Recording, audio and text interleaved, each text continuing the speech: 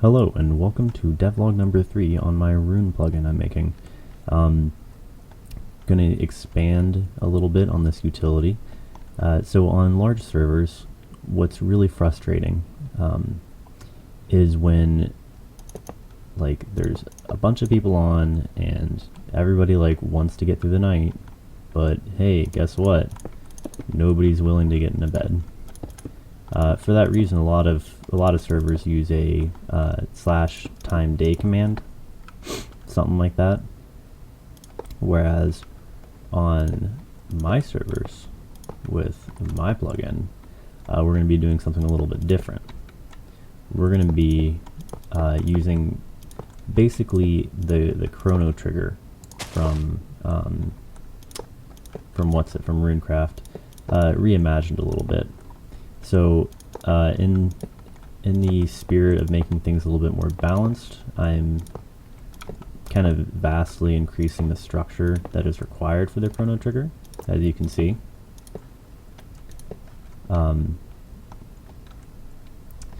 Into a very big, much more costly multi-block. Okay, and let me just show you really quickly.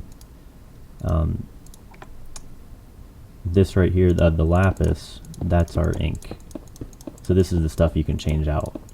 And like I said, later I might have different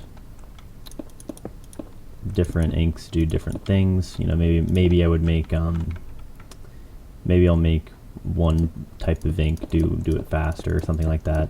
For now, all I have it really do is just efficiency. So the higher tier your ink is, the more efficient your chrono trigger is. So we're going to stick with the lapis for now because it's fairly efficient.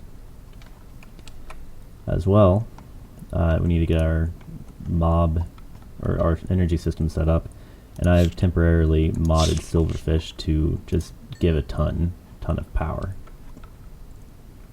As well, okay, we can register our chrono rune.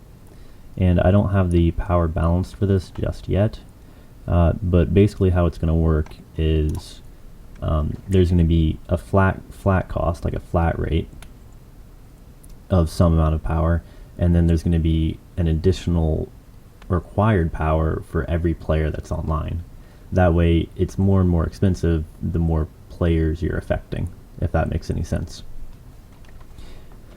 Alright, so without any further ado, or whatever that phrase is, if you right click and hold, the time will speed up around you. Just like that. I like it. It's very pretty. Yeah. So I'm pretty happy with that. The smoothness took me a little while to get down just right, but I think I've pretty much accomplished it with minimal lag, which I'm happy about. I was testing designs for how I wanted to make it look, and eventually came up with this temple looking thingy. So yeah, the nice thing about all of these designs is that besides the blocks that are used in them, like the iron, gold, and diamond blocks, you can really fill the space with any blocks that you want and they'll still work, which I think is pretty important to incorporate this mod in aesthetic builds. So that's one thing that I'm pretty happy about. So yeah, there's another rune down. It looks pretty functional, pretty happy with it. Of course, gonna need to polish up the interface and do some balancing later on, but so far it's pretty nice. So next time I'm thinking about maybe adding in additional ways to get more power, maybe like item sacrificing or something like that. I haven't decided yet, but yeah, that's devlog number 3 with the 3rd rune added. Alrighty, thank you guys for watching and take care.